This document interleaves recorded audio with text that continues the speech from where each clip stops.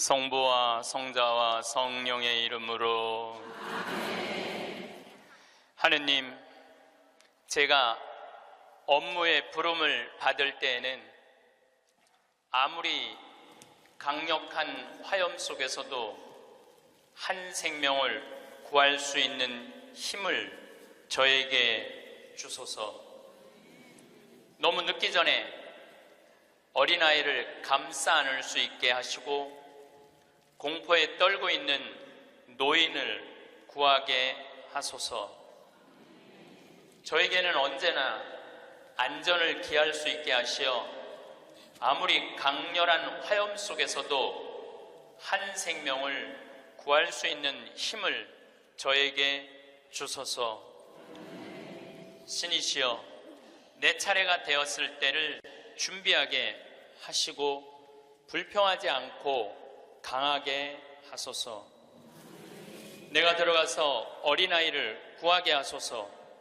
나를 일찍 거두어 가시더라도 헛되지 않게, 그리고 그가 내민 손을 잡게 하소서. 영광이 성부와 성자와 성령께, 성부와 성자와 성령의 이름으로. 참, 예수님, 제가 방금 드린 기도는 어느 소방관의 기도입니다. 우리 생명을 책임지는 소방관들이 얼마나 애절하게 자기의 목숨을 바쳐서 사람들을 살리고 있는지 이 기도문을 읽으면서 많은 생각을 하게 됐습니다. 우리는 직업에 귀천이 없다고 이야기합니다. 그런데 제가 소방관들의 삶을 조금 들여다보니까 직업에 귀천이 있더라고요. 우리 한국 사회에서는 이번 여름에 알래스카 강의를 갔었는데 마침 소방관 팀장, 거기는 캡틴이라고 부르는데 팀장 집에 머무르게 됐어요. 그래서 너무 궁금하잖아요. 특별한 직업을 가진 분이니까. 그리고 미국에서 인기 직업 1위는 소방관이에요. 그래서 제가 물어봤어요. 보통 소방관 처음 되면은 월급을 얼마를 받느냐? 그랬더니 한 4천만 원 정도 받는데요, 연봉이. 그리고 1년 반 훈련이 끝나고 정식 소방관이 되면은 6,500만 원 정도를 받는데요. 근데 우리나라 소방관은 정식적으로 소방관 합격을 해갖고 임명을 받으면은 첫 월급이 얼마냐면은 140만 원이에요.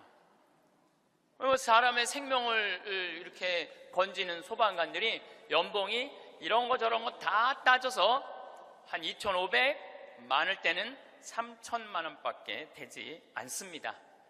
우리 그 캡틴이라는 분은 은퇴를 하고 리타이어를 하고 다시 소방관으로 다시 재취직을 해갖고, 미국은 그런 경우가 참 많아요. 일단 한번 은퇴하고 다시 그 자리로 가서 일하는 경우가 많아요.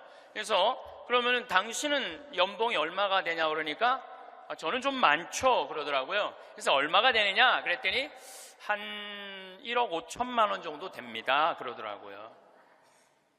그러니까 미국에 가보면은요, 소방관 월급이 팀장, 캡틴 정도 되면은 1억 5천만 원 정도 돼요. 그리고 뉴욕 경찰, 뉴욕에 강의 갔을 때 내가 그런 거 궁금해 하잖아요. 얼마나 받나.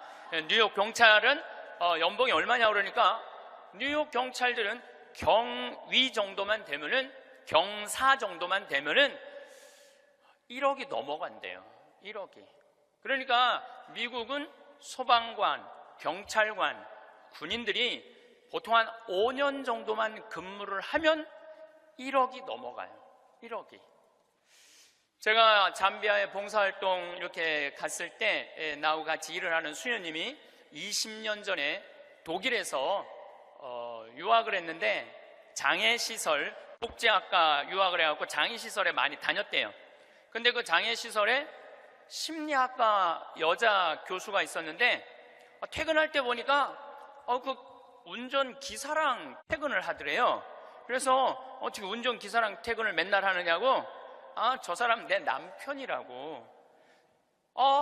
심리학 교수면은 20년 전만 해도, 우리 지금도 심리학 쪽 공부를 했다 그러면은 사회적으로 최고의 직종인데, 아니 당신은 교수고 심리학 교수고 의사인데도 이렇게 대단한데 어떻게 저렇게 남편이 운전기사인데 창피하지 않느냐고. 아무 문제 없다고. 우리 남편은 저 운전하는 걸 너무너무 좋아한다고. 그러니까 이 사람들은 자기가 교수고 남편이 운전기사라도 그 운전기사라는 것 자체가 하나도 안 창피한 거예요. 근데 우리나라 만약에 아내가 대학 교수인데 남편이 노란 학원차 운전하고 다니면은 창피할 것 같아요? 안 창피할 것 같아요? 우리 뭐라 그럴까? 당신 관도 그냥 내 얼굴로 그냥 살아. 아마 분명히 그럴 거예요. 우리나라는요, 머릿속에 직업에 귀천이 있는 나라예요. 그래갖고 수녀님이 너무 놀래니까 거기서 한 가지 더 내가 너무 놀래니까 수녀님이 더 놀라운 일이 있다고.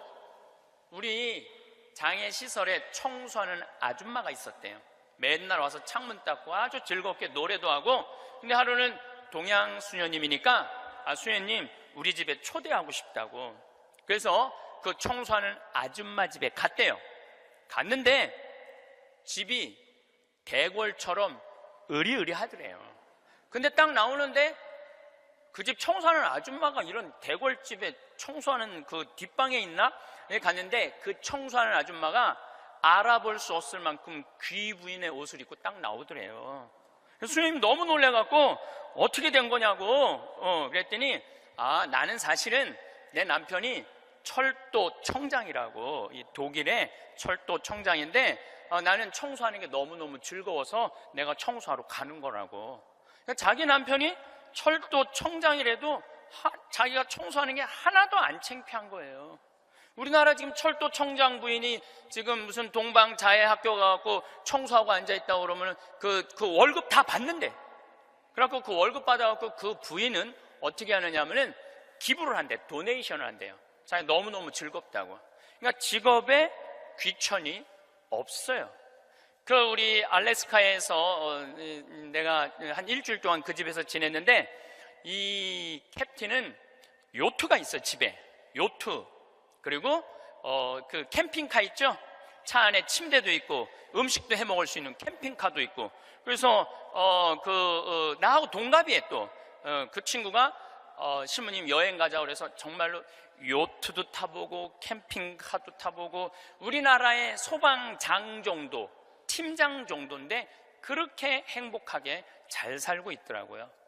근데 우리나라 사람들 머릿속에는 행복의 등식이 뭐냐면은 1등 서울대, 판검사, 행정고시 봐갖고 사무관, 국회의원, 이게 행복의 공식이야. 그래서 막 청소를 한다든가 소방관을 한다든가 경찰관을 한다든가 그런 거 들떨어진 애들이 하는 거라고 생각을 하고 있는 거야. 그리고 실질적으로 월급도 어떻게? 아주 적고. 우리나라 국회의원들은 1년에 월급이 한 1억 한 3천만 원 정도 돼요. 1억 3. 그런데 뭐 보좌관 또 뭐 운전기사 뭐 다 하면 한 국회의원이 얼마를 쓰냐면 7억을 써요. 7억을 써요. 한 국회의원들이 어마어마하게 쓰는 거죠. 그런데 1000을 기준으로 하면 노르웨이 국회의원들은 일을 1000개를 하면은 우리나라 국회의원들은 그렇게 많은 돈을 벌고도 105개 정도밖에 안 한대요. 그러니까 우리나라의 최고 슈퍼 갑질은요, 조연아 부사장이 아니라 국회의원들이 슈퍼 갑질을 하고 있는 거예요. 돈은 돈대로 벌고 일은 하지 않는 거죠. 그래도 오늘 저 국회 내년 예산안 통과한 거 보니까 마음이 좀 편하네요. 몇 년 동안 제 나라 통과한 적이 없거든요. 오늘은 내가 아침에 뉴스를 보고 그래도 밥 먹을 자격이 있구나 이런 생각이 들었어요. 오늘은.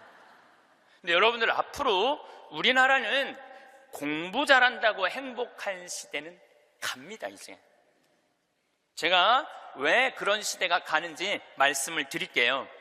10년 전만 해도 우리나라는 대학 입학생이 1년에 60만 명이었어요. 60만 명. 근데 2020년에는 대학 입학생들이 1년에 몇 명이냐면 30만 명으로 줄어들어요. 그러면 지금 우리나라 대학이 한 400개 되는데 2020년부터는 대학이 어떻게 줄어들 것 같아요? 300개, 200개 줄어들어요. 그럼 공부 잘해갖고 교수한 분들 다 어디 갈 것 같아요? 다 실직자 돼요. 그러니까 이놈의 새끼야 공부 열심히 해, 너 공부해야지 먹고 살아, 이런 시대는 끝나요. 이제는 앞으로 어떤 사람들이 정말로 먹기 살기 좋은 시대가 되느냐면 용접하는 사람들, 포크레인 운전할 줄 아는 사람들, 그 다음에 요리 잘하는 사람들, 청소 잘하는 사람들, 이런 사람들이 행복한 시대가 온다니까요. 세상이 너무나 지금 변하고 있어요. 우리 생태마을에 올해 직원들을 채용을 해요.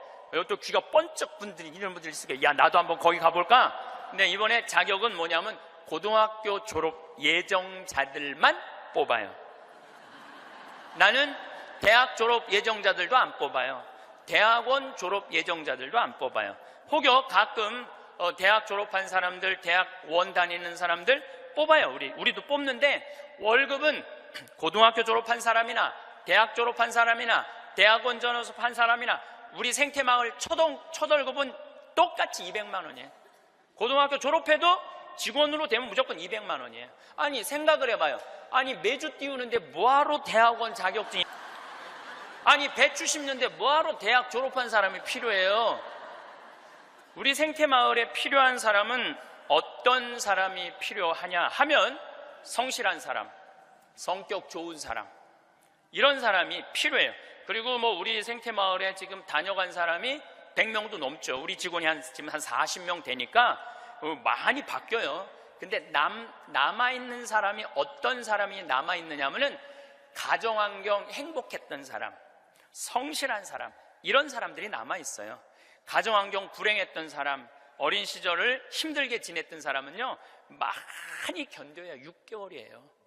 그러니까 이제는 공부를 잘하는 사람이 성공하는 시대가 아니라, 공부를 잘하는 사람이 성공하는 시대가 아니라 행복한 사람이 성공하는 시대가 오는 거예요. 근데 우리나라 OECD 국가 어린이 행복지수 조사를 해봤는데 11살, 13살, 15살을 대상으로 행복지수를 점수를 내봤는데 노르웨이가 95점인데 우리나라 애들이 60점이에요. 우리나라 애들은 안 행복해요. 이거 OECD 국가 중에 우리나라가 꼴등이에요. 심각합니다. 왜 심각하냐 하면은 어렸을 때 안 행복한 애들이 커서 행복할 것 같아요? 절대 그런 일은 없어요. 어렸을 때 추억이 많고 어렸을 때 행복한 애들이 커서도 행복한 거예요. 근데 우리나라는 대학생이 하루에 몇 시간 공부하냐면 4시간 공부해요. 초등학생이 하루에 몇 시간 공부하냐면 5시간 반을 공부를 해요. 중학생은 하루에 몇 시간 공부하느냐면 7시간을 공부해요. 고등학생은 하루에 몇 시간을 공부하느냐면 8시간 반을 공부를 해요.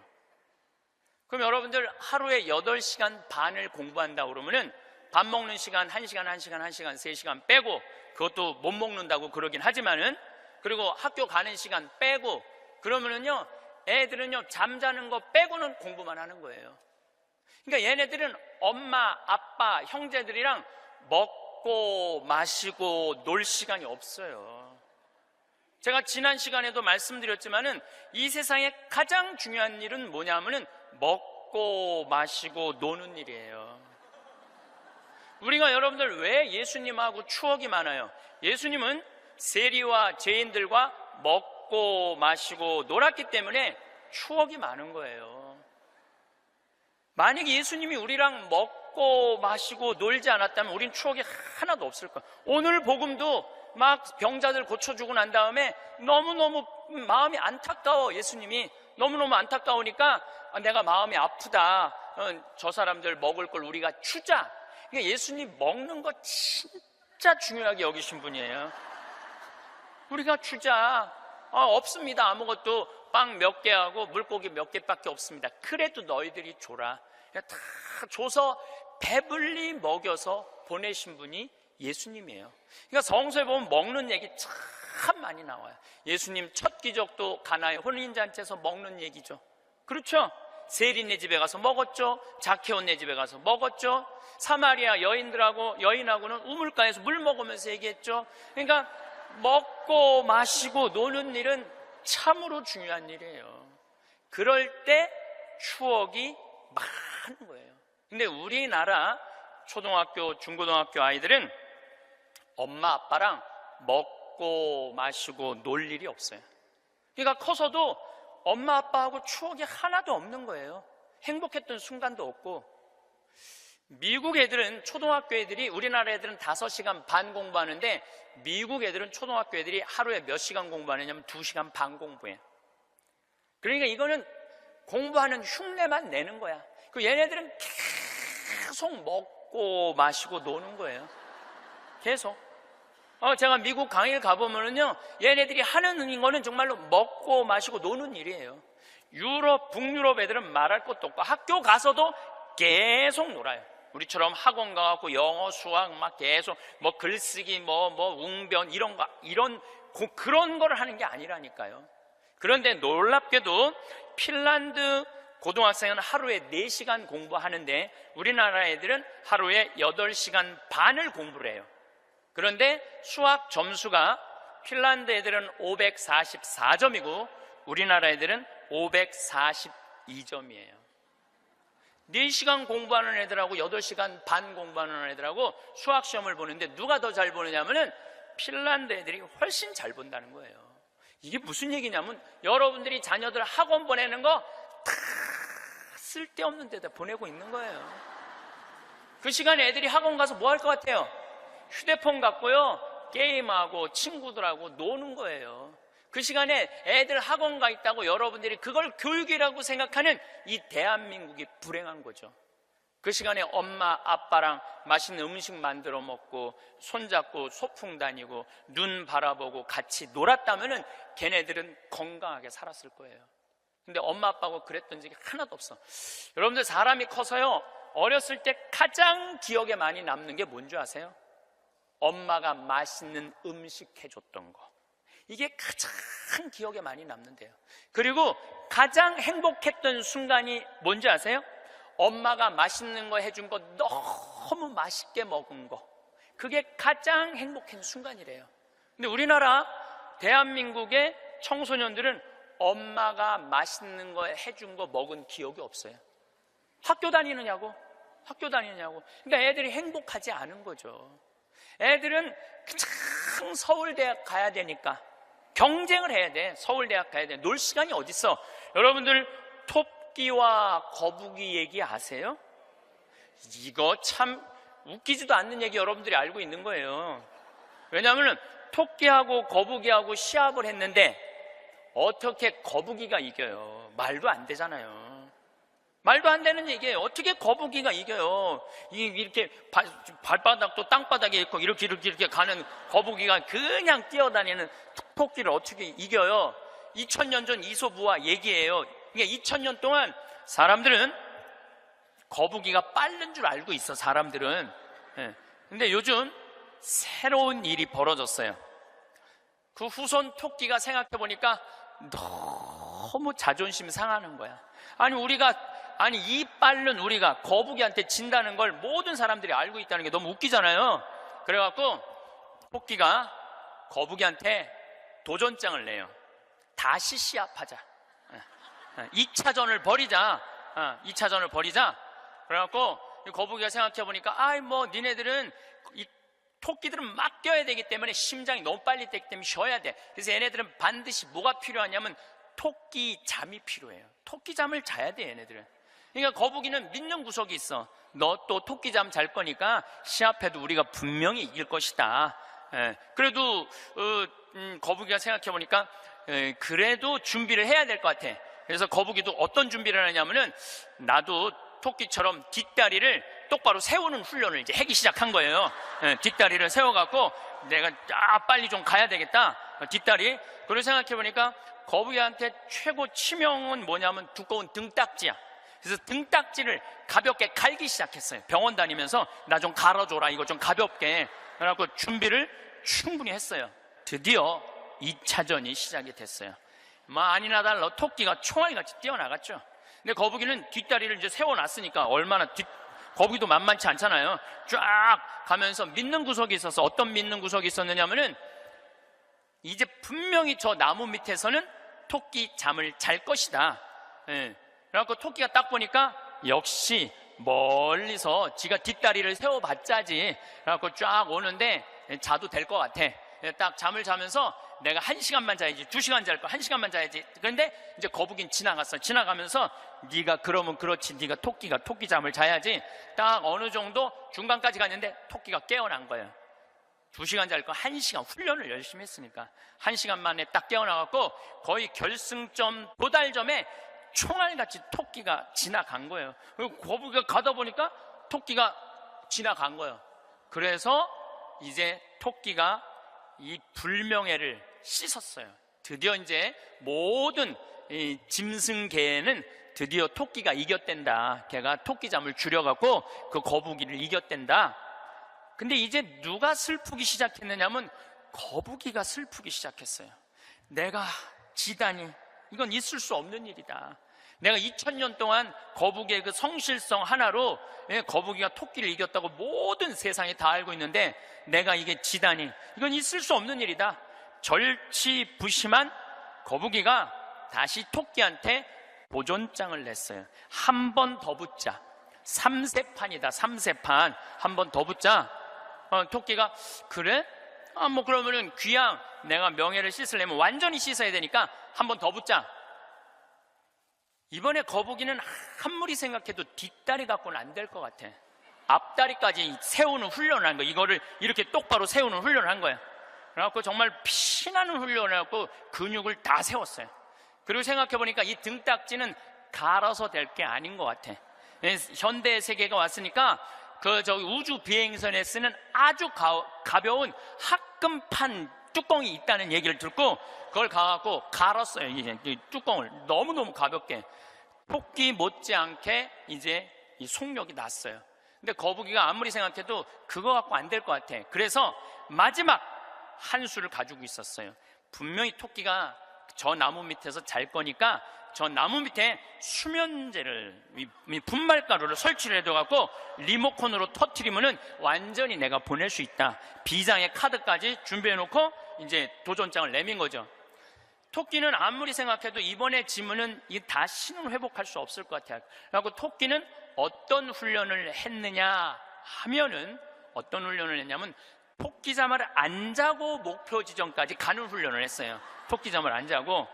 그래갖고 드디어 3차전이 벌어졌어요.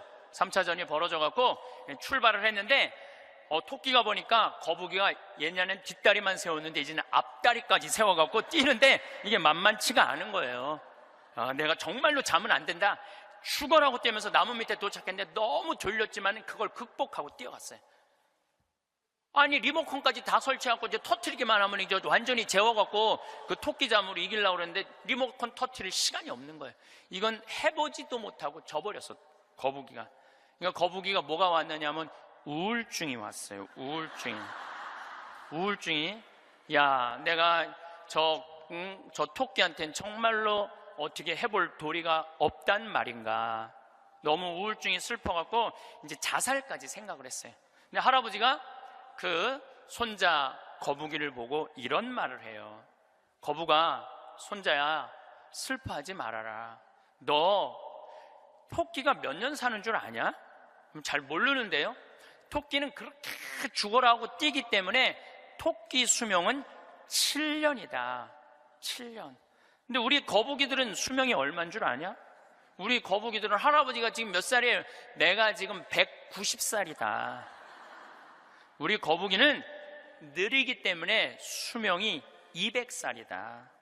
너는 느린 게 네 본질인데 왜 토끼 이기려고 그 되지도 않는 뒷다리 앞다리 세우고 왜 그렇게 인생을 힘들게 사느냐.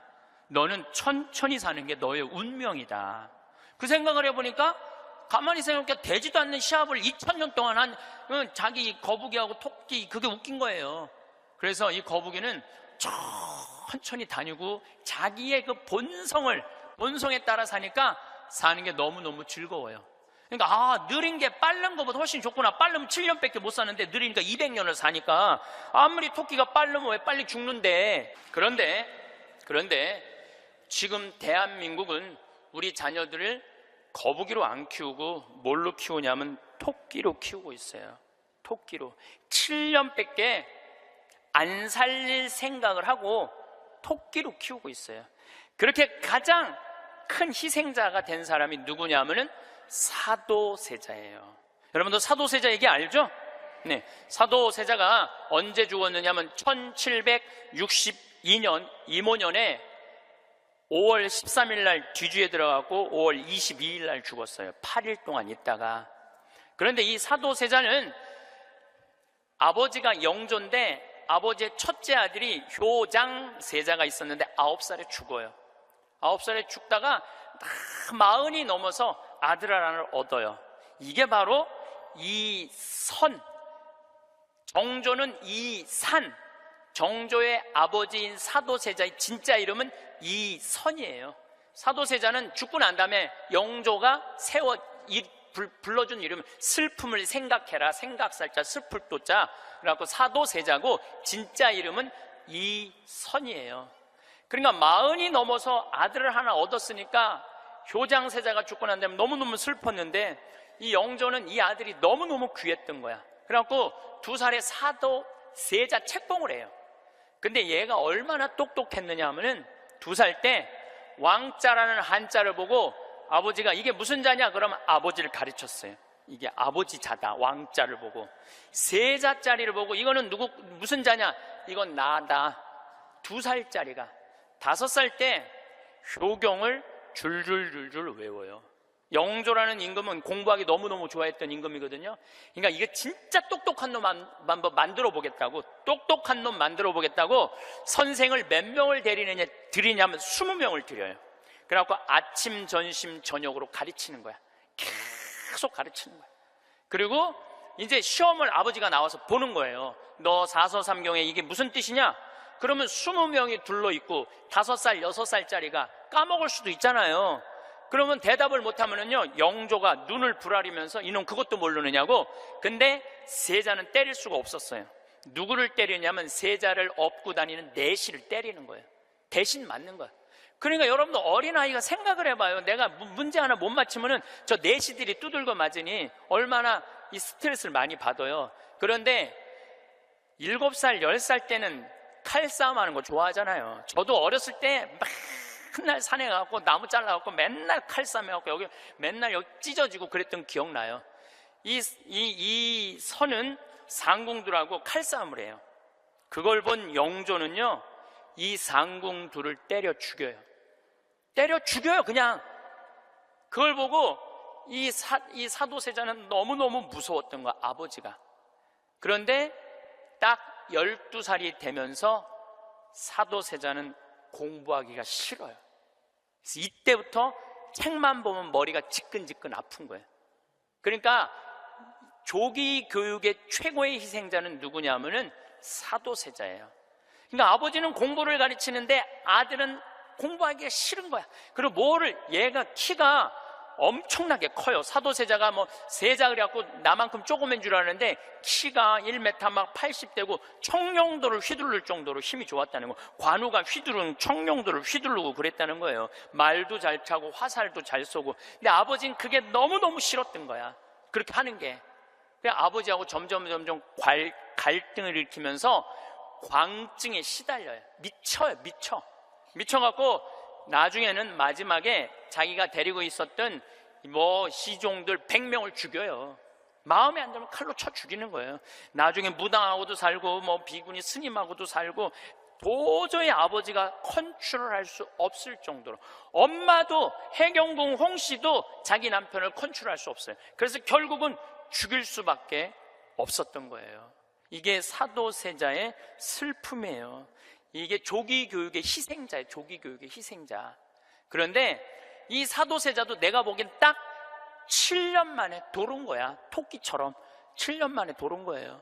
근데 여러분들도 초등학교 1학년 때부터 애들 어떻게 해요? 영조가 20명 선생 된 거나 여러분들이 학원 애들 10개, 12개 보내는 거나 다를 바 하나도 없어요. 애들 미치게 만드는 거예요. 그러면은 언제까지가 애들이 엄마가 시키는 대로 따라하느냐면 중학교 1학년 때까지는 딱 시켜요. 해요. 근데 딱 그 7년이 지나고 나면 애들 눈빛이 쫙 꺾어지기 시작해요. 예. 중학교 2학년만 되면은 눈빛이 싹 돌아가기 시작해요. 돌아가기 시작하면 그때부터 애들은 미치는 거예요.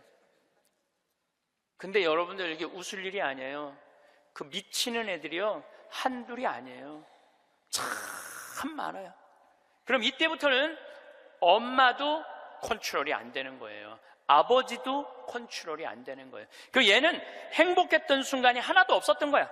행복했던 순간이 없기 때문에 이때부터는 엄마한테 소리 지르고 물건 던지고, 심지어는 엄마를 때리는 아이들도 참 많습니다. 이 엄마들은 어디 가서 얘기도 못해요.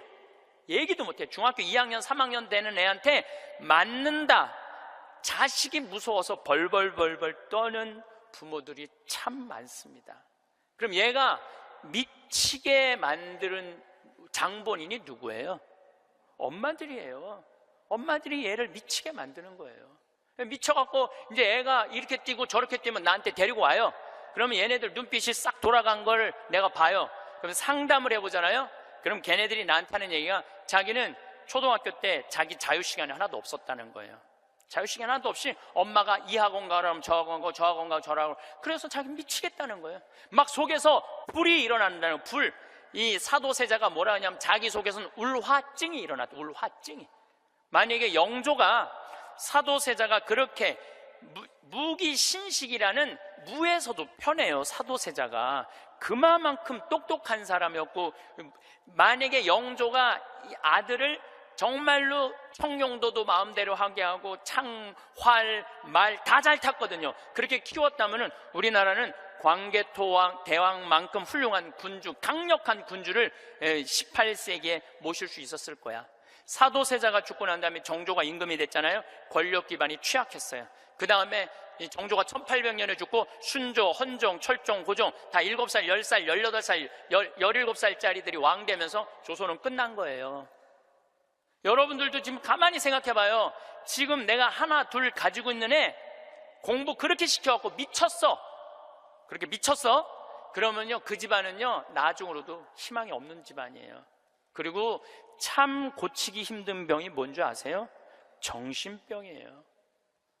제가 수많은 사람들을 만나면서, 수많은 아이들을 만나면서 가장 고치기 힘든 병이 정신병이에요. 우울증이라든가 조울증이라든가 이렇게 걸린 사람들은 평생 병원에 들락날락하고 평생 약 먹다가 결국은 그렇게 죽는 거예요. 근데 자기 자식을 뒤주에 가둬서 죽이지는 않지만, 여기 있는 분들 중에 뒤주에 가둬서 죽일 사람은 없지만은 그렇게 미치게 만드는 부모들이 참 많다는 거예요. 미치게 만드는 거예요. 그놈의 1등 병 때문에. 여러분들 초등학교 때 막 뛰어노는 애 중에 미치는 애들은 없어요. 초등학교 때 막 엄마 아빠랑 같이 뛰어놀고 들로 산으로 뭐 친구들하고 어울리고 엄마 아빠하고 먹고 마시고 논 아이들 중에 미치는 애들은 없어요. 어떤 애들이 미치냐면 되지도 않는, 머리 돌아가지도 않는 책상에서, 학원에서 시달리면서 미치는 애들이 많은 거죠. 거북이가 등딱지 합금으로 바꾸듯이 자식 영어 발음 좋게 한다고 혀 이렇게 늘리는 수술하고 초등학생들한테 10개씩 학원 다니게 하는 일이 자식 미치게 만드는 일이에요. 이렇게 얘기해요. 엄마, 나 왜 이렇게 공부해야 돼? 너 1살서부터 30살 때까지 열심히 공부해서 나중에 행복하게 하려고 그래. 나중에 행복한 건 없어요. 행복하려면 언제 행복해야 돼? 지금 행복해야 돼요. 지금 행복하지 않는 애는 나중에도 안 행복해요. 여러분들도 마찬가지입니다. 많은 분들이 나는 이제 아파트도 사놓고 애들 결혼도 시켜놓고 내가 이제 60살서부터 나중에 행복해야지. 그런 분은요, 떨커덕, 오늘 아침에도 내가 나오면서 암 걸린 분 안수기도를 해주고 나왔는데, 내 손에서 안 나와도 안수를 받고 싶다 그래서 내가 해주고 왔어요. 내 손에서 안 나와도 안수를 받고 싶다 그래서 해주고 나왔는데, 자매님 보니까 굉장히 건강한데 무슨 암 말기래요. 대개 우리는요, 나중은 안 기다려요. 그러니까 행복하려면 언제 행복해야 돼? 지금 행복해야 돼. 지금 맛있는 거 사 먹으려면 언제 사 먹어? 지금 사 먹어야 돼. 나중에 사 먹지 말고, 경치 좋은 데 가려면 언제 가야 돼? 지금 가야 돼, 지금. 나중에 가지 말고. 근데 우리는 애들한테 이렇게 얘기한단 말이에요. 너 1살서부터 30살 때까지 고생해야지 나중에 행복하다는 거. 이제는 1살서부터 30살까지 공부 죽어라 해도 행복한 시대는 갔어요. 이제 교수 돼도요, 일자리 치열합니다. 지금 변호사들, 노는 변호사들 수두룩하게 많습니다. 이제는 머리로 사는 애들이 행복한 세상이 오는 게 아니라 몸으로 사는 애들이 행복한 세상이 다가오고 있어요. 나는 어제도 우리 직원이 저녁에 이제 대전에서 강의 끝나고 들어갔는데, 고등학교 졸업하고 군대 갔다 와서 대학교 다니다 때려치고 우리 집에 왔어요. 내가 이렇게 물어봤어요. 이리 와봐라, 너. 오늘 이 강의 준비하면서 네가 지금 대학교 4년을 다녔으면은 얼마를 대학에다가 쏟아 넣을 것 같아? 1억 쏟아 넣는데. 1억 쏟아 넣지? 근데 너 이제 대학 안 다니니까 1억은 이제 모아놓은 거 아니야? 그럼 그 1억 너한테 안 쏟아놓으면 엄마는 그 돈 갖고 뭐 할 것 같아? 엄마는 노후대책연금 붓겠죠. 그래, 엄마는 노후대책연금 붓고 넌 1억 저축하고 벌써 니네 집은 2억 벌은 집이다. 대학을 안 다니면 안 다닐수록 돈을 버는 거다. 근데 너 지금 내가 이번에도 월급을 한 1년 안 됐는데 40만 원 올려줬어요. 우리는 5년만 근무하면 무조건 300만 원씩 받을도록 내가 해주는 거예요. 그럼 너 지금 5년, 4년 근무하면 너 1억 모은다. 기숙사에서 먹고 자고 쓸 일도 없고, 거기는 해만 떨어지면 돈 쓸 데도 없어요. 너 그러면은 4년 동안 딴짓 안 하고 착실히 돈 벌으면 너 1억 버는 거야. 그럼 넌 30 전에 2억짜리 아파트 살 수 있는 거야.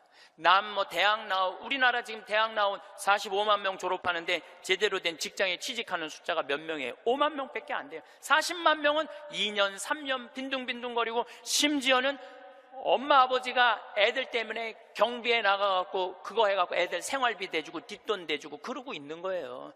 그러니까 지금 여러분들 지금 대한민국에서 없애버려야 되는 건 내가 보기엔 대학이야. 대학만 없어지면 전부 일의 소중한 가치를 배우고 다 행복하게 살 수 있어. 아니, 대학 졸업하고 딱딱딱 취직하면은 내가 왜 대학을 귀하게 여기지 않아요? 대학 졸업하는 애 거의 반 이상은 빈둥빈둥 놀고 있는데. 그러니까 우리나라 할머니 60, 70 된 분은 쓸 머리 나쁜 몸으로 살 놈한테 돈 쏟아 넣느냐고. 세계 빈곤율, 노인 빈곤율이 우리나라가 1위예요. 1위. 돈이 없어요, 다른 나라 사람들은 나이를 먹으면 얼마나 럭셔리하게 사는데요. 놀지도 못하고 죽어라 30살까지 나중에 행복하려고 공부했는데 취직 안 되면 그 허탈감, 좌절, 이거는요, 어른들은 상상할 수 없을 만큼 힘든 거예요. 상상할 수 없을 만큼. 한 3달 전에 아주 이쁘장한 여자아이가 절 찾아왔어요. 공부도 굉장히 잘하는 아이예요. 공무원 시험을 보는데 계속 3번인가 4번 떨어진 거예요. 너무너무 좌절감, 우울증에 시달려있는 아이예요. 날 찾아왔어요. 내가 얘기했어요. 꼭 공무원을 해야 되냐? 꼭 좋은 회사를 가야 되냐? 그냥 내가 즐겁게 일하고 그냥 행복하게 살면 되지 왜 그 힘든 목표를 세워놓고 계속 좌절감을 느끼느냐? 넌 좀 오늘을 좀 행복하게 살아라. 근데 이 친구가 며칠 전에 저한테 메시지 했어요. 신부님, 저 취직했어요. 너무너무 행복해요. 눈높이를 조금만 낮추면 우리는 지금 행복할 수 있는데 항상 나중에 행복하려고 눈높이를 너무 높여갖고 그것도 못하고 이것도 못하고 저것도 못하는 거예요. 그러니까 우리나라 애들 1살서부터 30살까지 안 행복해. 그럼 30살서부터 60살은 행복해요? 30살서부터 60살? 안 행복해. 왜 안 행복하냐면 이 30살서부터 60살들은 자기 인생이 없어. 왜냐면 1살서부터 30살 된 자식들 뒷바라지 않으냐고 자기 인생이 없는 거야. 그러니까 자기를 위해서 학원을 다녀봤던 적이 없어. 30살서부터 60살들은 기타 학원을 다닌다든지 피아노 학원을 다닌다든지 꽃꽂이 학원을 다닌다든지 나처럼 필라테스 학원을 다닌다든지 자기를 위해서 이런 학원을 다녀본 적이 없어. 자기 인생이 없어. 오로지 자식 뒷바라지 않으냐고. 그래서 헬리콥터 맘이라고 그러잖아요. 자식 뒤 뺑글뺑글 따라다니는 거야. 초등학교 유치원 따라다녀, 초등학교 따라다녀, 중고등학교 따라다녀, 심지어는 대학까지 따라다닌다는 거예요. 그래갖고 저기 커리큘럼 수업 과정 짜주군 엄마들 많아. 그리고 학점이 조금 나오면 교수한테 가서 따진다는 거. 우리 애 학점이 왜 요것밖에 안 주느냐고. 나중에 취직하려면 학점이 높아야 되는데. 군대도 뺑글뺑글한데요. 요즘 카카오톡이 돼갖고 엄마들이 애들 군대 생활을 볼 수 있대요. 그럼 애가 좀만 얼굴이 이상하면은 그 상사한테 그런대요. 왜 우리 애 얼굴이 이러느냐, 뭐가 문제가 있느냐. 그러니까 그 군대 가서도 엄마가 애를 책임져 주는 거야. 그래서 요새 군대 저기 상사님들이요, 사병 돌보는 일보다 사병 엄마 돌보는 일이 더 바쁘대요. 심지어는 회사까지 따라다니는 거야. 애가 회사에 취직을 했는데 대리 진급을 못하면 부장한테 가서 따진다는 거. 우리 애가 뭐가 모자라서 대리 진급을 못했느냐고. 평생 자식주의를 뺑글뺑글 따라다니는 걸 뭐라고 그러냐면 헬리콥터 맘이라고 그래요. 헬리콥터 맘. 또 아버지들은 요즘은 많이 줄어들었지만 한동안은 기러기 아버지가 40만 명까지 있었어요. 40만 명 기러기 아버지가. 이 기러기 아버지들은요, 자식들을 한 달에 부인 것까지 하려면 700에서 1000만 원을 보내줘야 돼. 그러면은 보통 10년 정도 가 있으면요, 이 기러기 아버지는 10년 동안 인생이 하나도 없는 거예요. 자식도 없고 아내도 없고 돈도 없는데 돈만 버는 기계로 사는 거야. 그러니까 자기 인생을 못 사는 거. 30살서부터 60살들은 자기 인생이 없는 거예요. 근데 문제는 60살 때 30살 된 자식이 이렇게 말합니다. 엄마, 이제 엄마 인생 살아. 자기를 위해서 살아봤던 적이 없는데 내 인생을 살으라는 거야. 살 줄을 모르는데. 30살서부터 60살은 뭐 해야 되는 나이냐면요, 자아실현해야 되는 나이야. 자아실현이라는 게 뭐예요? 자기의 능력을 쓰는. 오늘 물이 없는데 여기 물을 하나 갖다 놓으면 내가 이 물을 안 먹었으면 이 물은 자아실현하는 물이에요? 자아실현 안 하는 물이에요? 자아실현 안 하는 물이에요. 내가 먹어줘야지 자아실현이 되는 물이에요. 자아실현이 되는 물이에요. 여러분들이 샴푸를 하나 샀어. 그럼 샴푸를 사면은 그 샴푸를 한 방울까지 다 쓰면은 여러분들 기분 좋아요, 안 좋아요? 그 샴푸는 나한테 와서 자기 능력을 다 썼어요, 안 썼어요? 그럼 자아실현 한 거야, 안 하는 거예요? 자아실현 한 거죠. 내가 요즘 목욕 가방에 샴푸 하나 다니는데 요만큼 남았어. 그 짜서 쓸 때마다 기분이 너무 좋아요. 너 이제 자아실현 다 돼가는구나. 이제 자기 능력 다 썼으니까. 우리 사제관에 개가 한 마리 있어요. 문수라는 개가 있는데 얘가요, 딱 사제관에 도착하면은요, 총알같이 튀어나와요, 자기 집에서. 그리고 요만한 개가 내 가슴까지 뛰어 올라와요. 그리고 놀라운 거는요, 얘가 사제관에 신부들이 오면 안 물고 안 짖어요. 근데 여자들만 오면은 잡아 먹을 듯이 짖어요, 진짜로. 그리고 막 엉덩이고 허벅지고 다 깨물어요. 얘 자아실현 하는 게예요, 자아실현 안 하는 게예요? 자아실현 하는 게예요.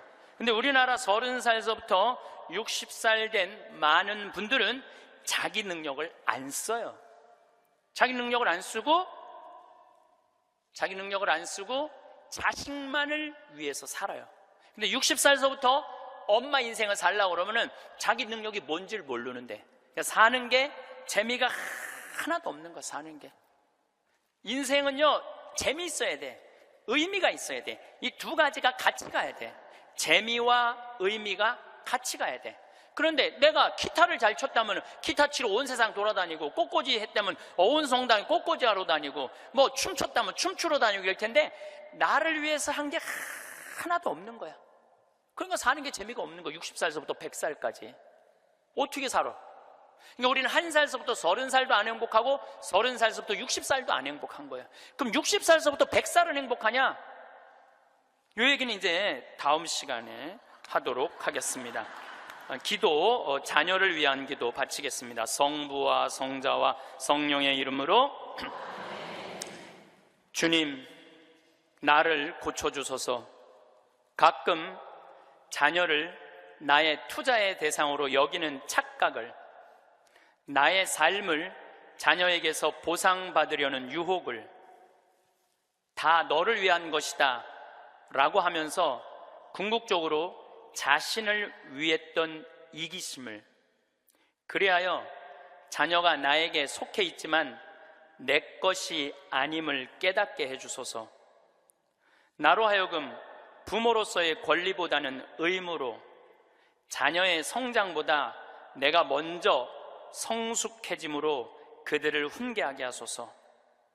자녀를 이끌어주되 강요하거나 협박하지 않으며 사랑하는 자녀들을 돕되 대가를 기대하지 않으며 자녀가 누릴 수 있는, 실패할 수 있는 자유와 선택할 수 있는 권리를 빼앗지 않게 해주소서. 자녀의 슬픔과 기쁨을 가볍게 취급하지 않으며 자녀의 성공과 실패를 과소평가하지 않고 자녀의 하찮은 질문에 진지하게 대답하게 하시고 사소한 행동 방식도 존중함으로 존경받는 어른이 되게 해주소서. 그래서 유명한 사람으로가 아니라 유능한 사람으로, 인류의 사람으로가 아니라 유일한 사람으로 우리의 자녀들이 자라가게 해 주소서. 성부와 성자와 성령의 이름으로 아멘. 네, 감사합니다. 성부와 성자와 성령의 이름으로 아멘. 이 기도는 동아일보에 어느 95살 되신 분의 회한을 적은 내용입니다. 어느 95세의 어른의 수기. 나는 젊었을 때 정말 열심히 일했습니다. 그 결과 나는 실력을 인정받았고 존경을 받았습니다. 그 덕에 65세 때 당당한 은퇴를 할 수 있었죠. 그런 내가 30년 후인 95살 생일 때 얼마나 후회의 눈물을 흘렸는지 모릅니다. 내 65년의 생애는 자랑스럽고 떳떳했지만 이후 30년의 삶은 부끄럽고 후회되고 비통한 삶이었습니다. 나는 퇴직 후 이제 다 살았다, 남은 인생은 그냥 덤이다 라는 생각으로 그저 고통 없이 죽기만을 기다렸습니다. 덧없고 희망이 없는 삶, 그런 삶을 무려 30년이나 살았습니다. 30년의 시간은 지금 내 나이 95세로 보면 3분의 1에 해당하는 기나긴 시간입니다. 만일 내가 퇴직할 때 앞으로 30년을 더 살 수 있다고 생각했다면 난 정말 그렇게 살지는 않았을 것입니다. 그때 나 스스로가 늙었다고, 뭔가를 시작하기에는 늦었다고 생각했던 것이 큰 잘못이었습니다. 나는 지금 95살이지만 정신이 또렷합니다. 앞으로 10년, 20년을 더 살지 모릅니다. 이제 나는 하고 싶었던 어학 공부를 시작하려 합니다. 그 이유는 단 한 가지, 10년 후에 맞이하게 될 105번째 생일날 95살 때 왜 아무것도 시작하지 않았는지 후회하지 않기 위해서입니다.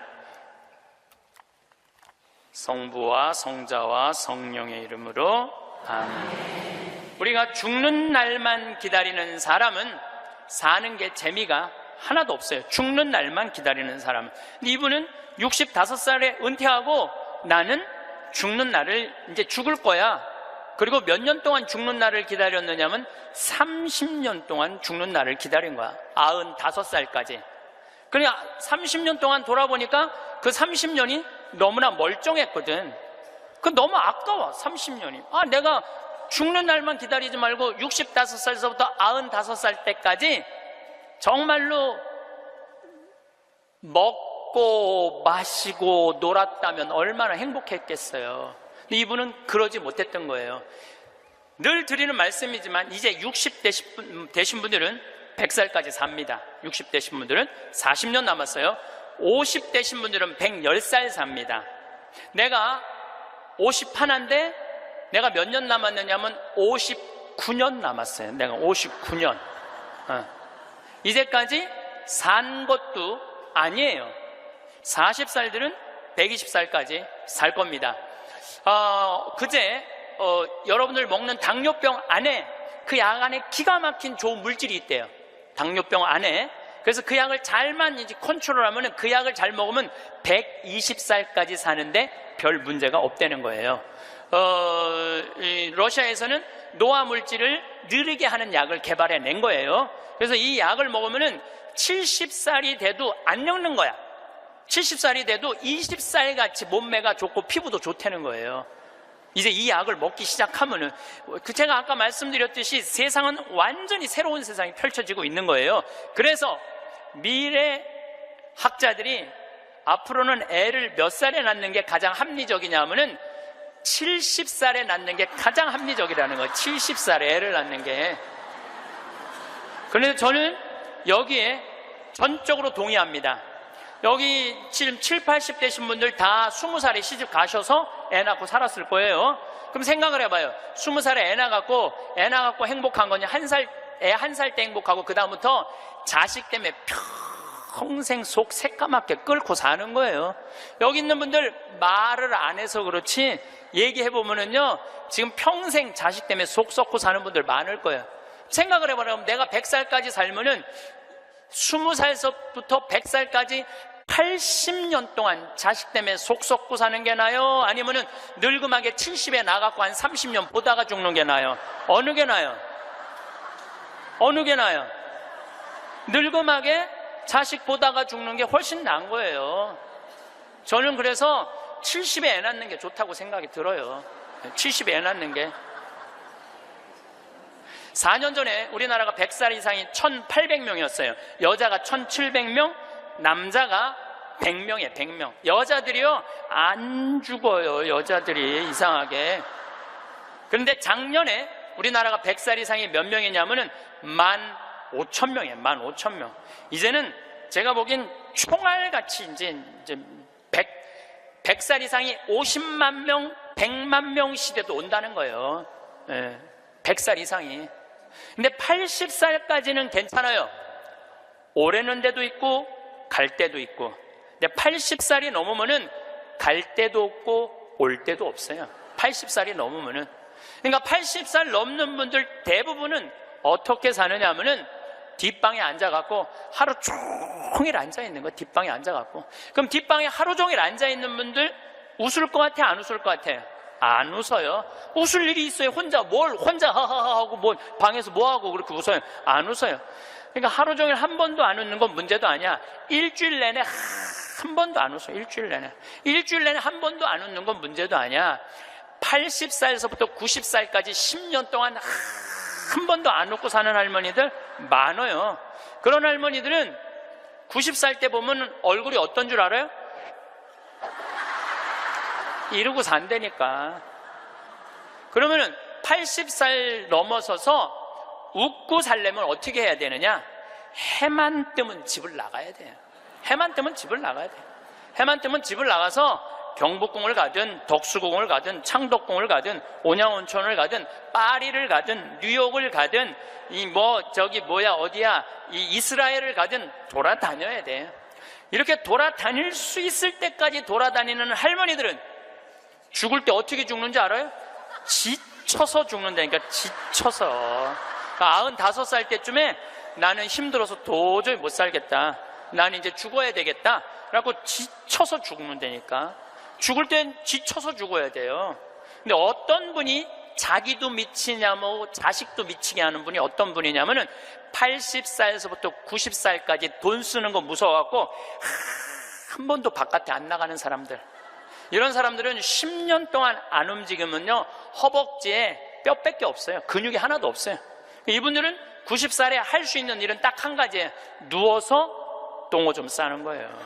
90살에 똥오줌을 싸기 시작하면요 삶의 질은 완전히 바닥으로 떨어지는 거예요. 싸는 본인도 힘들고 치는 자식들도 힘든 거예요. 생각을 해봐요. 여러분들 90살이 싸는 똥이랑 1살이 싸는 똥이 같아? 이건 달라요. 1살이 싸는 똥은 향이라도 나지. 향이라도 나요. 90살이 싸는 똥은 서로 못 견디는 거예요. 여러분들이 자식한테 줄 수 있는 최고의 선물은 뭔 줄 아세요? 내 발로 마지막까지 화장실 가주는 게 자식한테 줄 수 있는 마지막 선물이에요. 그러려면 어떻게 해야 돼? 나가야 돼. 무조건 돌아다녀야 돼요. 무슨 돈으로? 집 잡혀서 돌아다녀요. 집 잡혀서 돌아다니세요. 자식한테 물려줄 생각하지 말고. 여러분들이 만약에 70살에 다 살았다고 생각하고 자식들한테 재산을 물려주는 순간 여러분들은 자식 잃어버리고 재산 잃어버리고 인생 잃어버리는 거예요. 여러분들 70살에 자식들한테 재산 주면은 자식이 계속 찾아오고 용돈 주고 찾아와요, 안 찾아와요? 용돈도 안 주고요, 찾아오지도 않아요. 그래서 이번 10월 2일 날 노인의 날 무슨 법이 발효가 됐느냐면 불효자 방지법이 발의가 됐어요. 불효자 방지법. 불효자 방지법이 뭐냐면은 내가 재산 주고 다 줬는데, 집도 줬는데 자식이 용돈도 안 주고 찾아오지도 않으면은 내가 준 재산, 내가 준 집을 다시 찾아올 수 있는 법 아니에요. 예, 그냥 다시 찾아올 수 있는 건, 넌 용돈도 안 주고 나 책임도 안 지니까 원래 내 자산이니까 내 다시 갖고 올게. 그런데 70살이 넘어서 법원에 다시 준 재산 찾아오겠다고 법원에 소송 걸 수 있는 할머니들이 몇 명이나 될 것 같아요? 그냥 참고 사는 거예요. 참고, 속은 새카맣게 참고 사는 거야. 그러니까 가만히 보니까 만만한 게 나야, 나. 예, 왜냐하면 저 신부님한테 찾아가면 저 신부님은 나를 받아줄 것 같은 생각이 드는 거지. 그러니까 나한테 70살 넘은 분들이요, 전화해갖고요, 신부님 사정 얘기 다 해요. 나 자식들한테 재산 주고 다 줬는데 자식들 박사 사업하고 잘 사는데 나 찾아오지도 않는다고. 그런데 나 너무 멀쩡하다고, 나 아직도 건강하다고, 나 평창에 가고 설거지도 할 수 있고 빨래도 할 수 있고 다 할 수 있다는 거예요. 청소도 할 수 있고. 그래서 나 신부님하고 같이 살고 싶다는 그런 분들 많아. 요즘 나하고 살자는 여자가 너무 많아.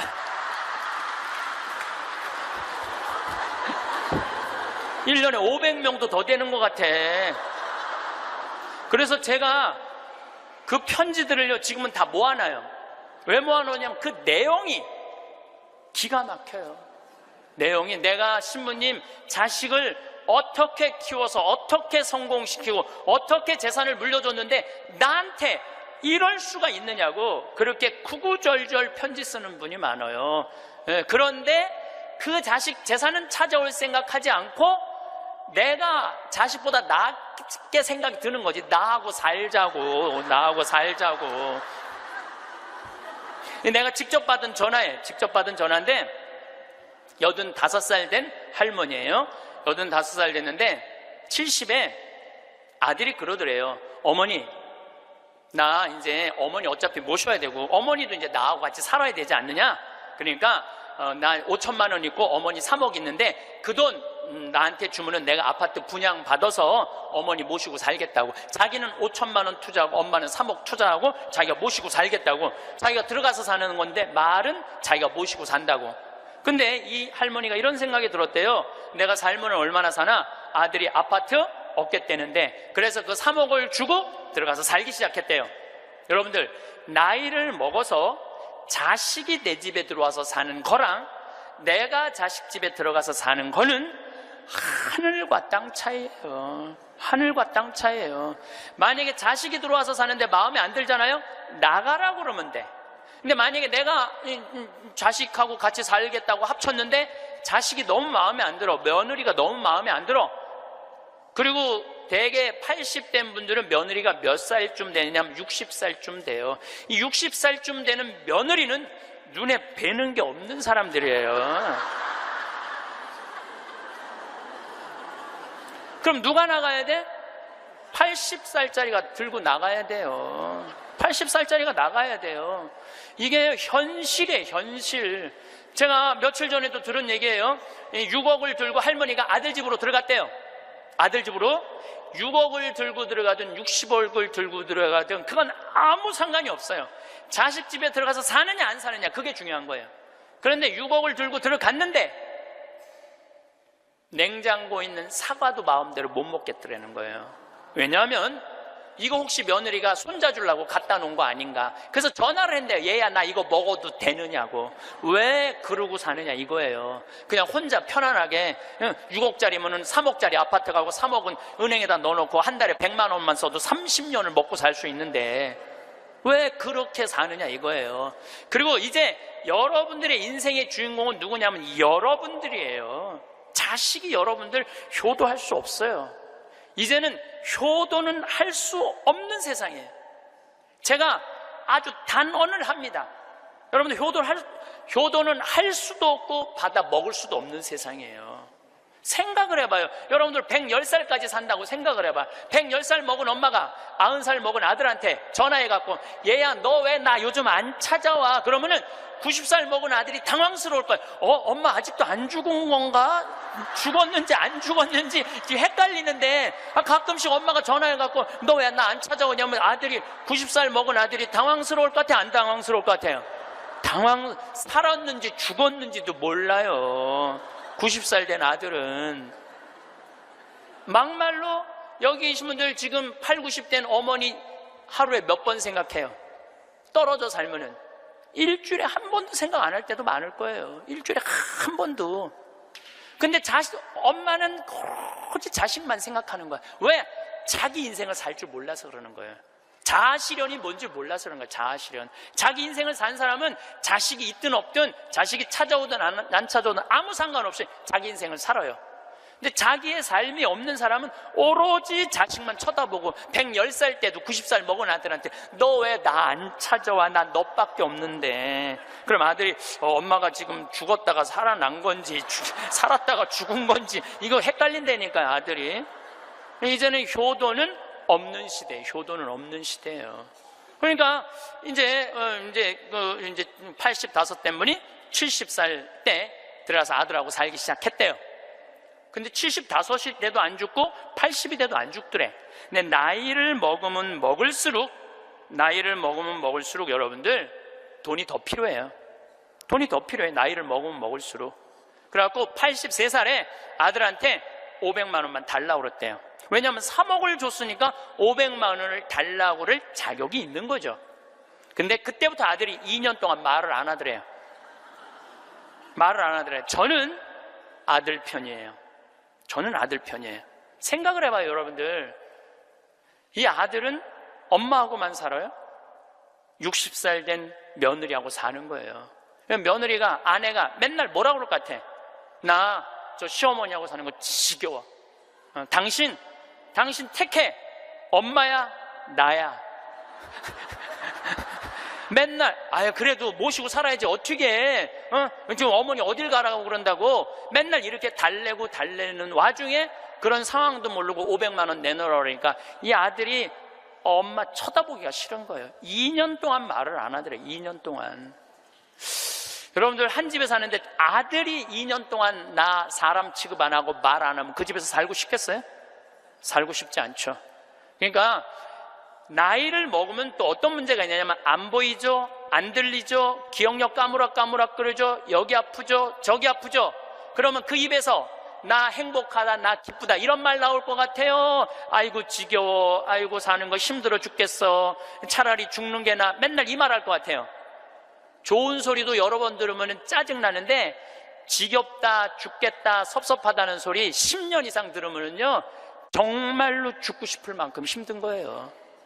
그러니까 2년 동안 말 안 하는 거야. 이 할머니도 그 집에서 사는 게 너무 자존심이 상하는 거야. 그러니까 나한테 전화해갖고 신부님 생태마을 방 하나 달래는 거야. 와서 살겠다는 거야. 나 아직도 건강하다 이거예요. 85살이 그것도 알몸으로 와서 나하고 산다는 거야. 알몸으로. 아니 내가 20살이 나하고 와서 산다고 그래도 살까 말까 고민을 지금 해야 될 판국인데 85이 아들한테 3억 다 주고 나한테 와서 알몸으로 살겠다고. 할머니 우리 생태마을은 피정집입니다. 그래서 할머니 드릴 방이 없습니다. 아니 내가 그 방 많은 거 아는데 왜 방이 그 많은 방이 비느냐 이거예요. 내놓으라는 거예요. 아니, 할머니 죄송하다고 우리는 피정집이라 내년 지금 10월 달까지 지금 실질적으로 거의 예약이 끝났어요. 할머니 드릴 방이 없어 죄송해요. 그러니까 아니 방송 보면 우리 노인들 마음을 가장 잘 아는 분이 신부님인데 막상 통화해 보니까 보는 거하고 다르다 이거예요. 방송 보는 거하고. 그러면서 이 할머니가 마지막 전화기를 내려놓으면서 나한테 한 방을 먹이더라고. 뭐라고 그러냐면은 전화 막상 해보니까 신부님이나 내 아들이나 다를 바 하나도 없다고, 똑같다고 전화 끊는 거예요. 이 할머니는 정말로 어디다 마음 둘 데가 단 한 군데도 없죠. 만약에 이 할머니가 3억을 그대로 가지고 있었다면 그 서름 안 받았을 거예요. 그 서름 안 받고 그냥 자기 인생 사는 거예요. 아들은 아들 인생 사는 거고. 그럼 서로 섭섭할 것도 없어. 원수 될 것도 없어요. 근데 뭐가 원수가 되는 줄 알아요? 줄 거 다 주고 원수가 된다니까. 줄 거 다 주고 해줄 도리 다 해고도 원수가 된다니까. 그러니까 자식한테 돈을 주는 게 아니에요. 주지 마세요. 이제 뭐하러 주세요 자신을. 울산에서 한 할아버지가 전화를 했어요. 경찰서에. 작년에 신문에서 제가 읽은 내용이에요. 나 경찰한테 이렇게 얘기한 거, 두유 2개로 10일을 버텼다. 두유 2개로. 난 지금 죽을 것 같다. 나를 좀 살려줘라. 그래서 경찰이 가서 문을 따보니까 할아버지가 뼈밖에 안 남은 거야. 10일 동안 두유 2개로 먹었으니 뭐가 물 10일 먹은 거하고 똑같잖아요. 그래갖고 이 할아버지 뭐 누구 돌볼 사람 없나 했더니 할머니가 1년 전에 돌아가신 거야. 여기 우리 할아버지들 많이 와서 앉아 계신데 여러분들 오늘 강의 다 까먹어도 좋아. 정말로 다 까먹어. 이것만 안 까먹으면 돼요. 여러분들은 무슨 일이 있어도 할머니보다 하루 먼저 죽어야 돼. 무슨 일이 있어도 누구보다 먼저 죽어? 할머니 죽으려고 그러면 너 죽지 마. 나 죽기 전에 죽지 마. 그리고 먼저 죽어야 돼요. 그러니까 여기 효자 열보다요 악처 하나가 낫다니까요. 효자가 하루 종일 같이 있어줘요? 같이 잠자줘요? 못하는 거예요. 악처가 같이 밥 먹어주고 같이 있는 거예요. 그러니까 여기 오늘 할아버지들은 제발 할머니들 가슴 아픈 일 하지 마세요. 그냥 마누라가 시키는 대로 하고 사세요. 머리 깎으라 그러면 가서 머리 깎고, 목욕하라면 목욕하고, 내복 추우니까 내복 입으라면 내복 입고, 내복 벗으라면 벗고, 시키는 대로 하고 사세요. 시키는 대로. 근데 이 할머니가 1년 전에 돌아가신 거예요. 어떤 금술 좋은 할머니하고 할아버지하고 한 집에 살았어요. 근데 그날 오후 따라 할머니하고 할아버지하고 목욕을 깨끗하게 했어, 둘이서. 그리고 저녁을 맛있게 차려 먹었어. 그래서 저녁에 침대에 누웠는데 할머니가 옛날 생각이 나는 거야. 할아버지를 툭툭 치면서 여보 영감, 이렇게 깨끗이 씻고 맛있게 먹고 이렇게 침대에 누우니까 우리 신혼 생각난다. 당신 생각나? 신혼 때 당신 이렇게 냉랭하지 않았어. 당신 신혼 때 잘 때 내 손 꼭 잡아주던 거 생각나 안 나? 딱 그런 거예요. 할아버지 가만히 생각해보니까 손을 잡아줘야 될 것 같은 거야. 그래서 할머니 손을 싹 잡았어요. 그랬더니 할머니가 여보 영감, 당신이 내 손 잡아주니까 너무 행복하다. 근데 당신 생각나? 당신 신혼 때 이렇게 내 손 잡는 걸로 끝내지 않았어. 당신 잘 때마다 꼭 내 볼에 뽀뽀해주던 거 생각나 안 나? 딱 그런 거예요. 생각해보니까 뽀뽀도 해줘야 될 것 같은 거야. 그래서 할아버지가 할머니 손을 쫙 잡은 상태에서 고개를 돌려서 뽀뽀를 쭉 해줬어요. 근데 할머니가 너무 여보 영감, 당신이 내 볼에 뽀뽀해주니까 나 새댁된 기분이야. 너무 행복하다. 여보 영감 너무 고마워. 근데 여보 영감, 당신 생각나? 당신 신혼 때 내 볼에 뽀뽀하는 걸로 끝내지 않았어. 당신 그 이루 내기 잘근잘근 애무해주던 거 생각나 안 나? 딱 그런 거예요. 그랬더니 그때서 할아버지가 얼굴이 울그락불그락 하면서 확 이불을 내던지고 나가버린 거예요. 그래갖고 할머니가 여보 영감 어디가? 문 열고 나가는 할아버지한테. 그랬더니 할아버지가 딱 문지방에 서서 할머니를 딱 째려보고 이렇게 말을 했어요. 기다려, 이빨 갖고 올 테니까. 딱 그랬다는 거 아니에요. 이제 여러분들 노인들은요 부부밖에 없어요. 정말 부부가 귀하게 여겨야 되는 거예요. 그런데 이 할머니가 1년 전에 돌아가신 거예요. 딸은 하나 있는데 교통사고를 하고 인사불성이 된 거예요. 딸은 인사불성이 된 거예요. 누구 돌볼 사람 없나 했더니 이 할아버지 3층짜리 빌딩을 갖고 있었던 할아버지야. 3층짜리 빌딩을 갖고 있고 그 옆에 4평을 달아서 거기서 폐지를 모으고 살았던 거예요. 거기서 월세도 나오는데 이 할아버지는 버는 법은 배웠는데 쓰는 법을 못 배운 할아버지예요. 쓰는 법을 못 배운 할아버지. 여기 계신 분들도 많습니다. 예, 많아요.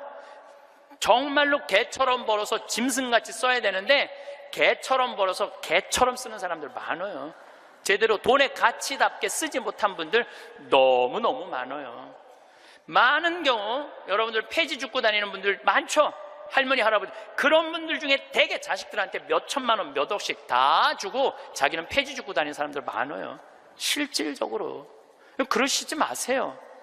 내가 행복해야 돼요. 내가 행복한 게 자식 도와주는 거예요. 그래서 제가 여러분들한테 보너스 하나 꼭 하시라고, 돈 안 들고도 할 수 있는 보너스. 내년, 뭐 나중에 얘기지만은 내년 3월 25일부터 4월 20일 사이에 여기 해화동 서울대학병원에 가세요. 서울대학병원에 가면은 그 꼭대기 층에 식당이 하나 있어요. 그 식당에 가서 비싼 거 시키지 마세요. 쟁반짜장도 팔더라고요. 그럼 3명이 갖고 쟁반짜장 15,000원짜리 시키면은 셋이서 충분히 먹어. 거기서 한 11시 반쯤에 가세요. 괜히 12시 막 그 의사들 막 직원들 올라올 때 그때 가서 먹지 말고 미리 한 11시 반쯤에 가서 거기 가서 쟁반짜장을 드세요. 왜 거기서 쟁반짜장을 먹으라고 말씀드리느냐 하면은 거기서 보이는 경치가 경복궁, 창덕궁, 창경궁, 비원, 청와대까지 다 보이는데 막 새순이 막 돋아날 때 그 경치가요 너무 멋있어요. 나도 서울대병원에 이제 1년에 한 번씩 강의를 가는데 거기서 식사 대접을 받았는데 거기서 밥을 먹는데 이렇게 내려다 보니까요 조선 27대 왕 부럽지 않더라고요. 거기서 아니 어떤 왕이 거기서 내려다보고 왕궁을 내려다보고 밥을 먹는 사람이 어디 있어. 꼭 기억하셨다가 내년에는 돈 드는 게 아니야. 그냥 전철 타고 가서 그냥 들고 올라가서 몸빼바지 입지 말고 그날은 좀 럭셔리하게 입고, 예, 그날은 좀 럭셔리하게 입고 내려다 보세요. 얼마나 아름다운가. 조선의 왕궁이 얼마나 멋있는가. 돈 안 들고도 볼 수 있는가. 정말 그런 데가 없어 세상에. 그런 데 가세요. 그리고 우리나라는 그렇게 멋있는 데가 너무 많아요. 너무 많아요. 돈 많이 안 들고도 하루에 그저 5,000원, 10,000원만 들고 여기 춘천 막 벚꽃 필 때 전철 타고 춘천만 갔다 와도 얼마나 멋있어요. 나중에 하지 말고 제발 무슨 돈으로 집 잡혀서 나중에 하지 말고 제발 그렇게 좀 다녀오세요. 저는 이번에 남이섬을 2번을 갔다 왔어요. 남이섬을 2번을 갔다 왔는데 정말 멋있더라고요. 여러분들 내년 봄에 남이섬은 도시락 싸갖고 가도 되더라고.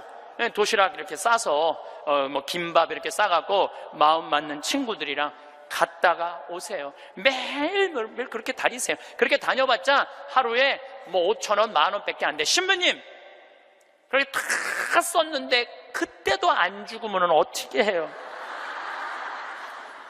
걱정하지 마세요. 돈 다 썼는데도 그때도 안 죽으면 국가에서 용돈 20만 2,600원 나온다. 걱정하지 마세요. 그거 받아 쓰면 되죠. 뭘 걱정을 해요. 빚만 안 지면 돼. 근데 빚지는 것도 가만히 보면 나이 먹어서 빚지는 것도 본인이 빚지는 게 아니에요. 다 욕심 때문에 빚지는 거야. 자식 때문에 빚지는 거야. 얼마 전에도 할머니 할아버지들이 뭐 어디 해갖고 뭐 1,700억인가 다 사기로 날린 사람들, 사기만 안 당하면 돼요. 사기 당하는 이유도 여러분들이 다 욕심 때문에 당하는 거예요. 늙어서 무슨 투자를 해. 그냥 쓰다가 저기 또 돈 떨어지면 국가에서 하면 나오면 되지. 인터넷에 이런 모임도 있대요. 쓰죽해도 있대. 쓰죽해.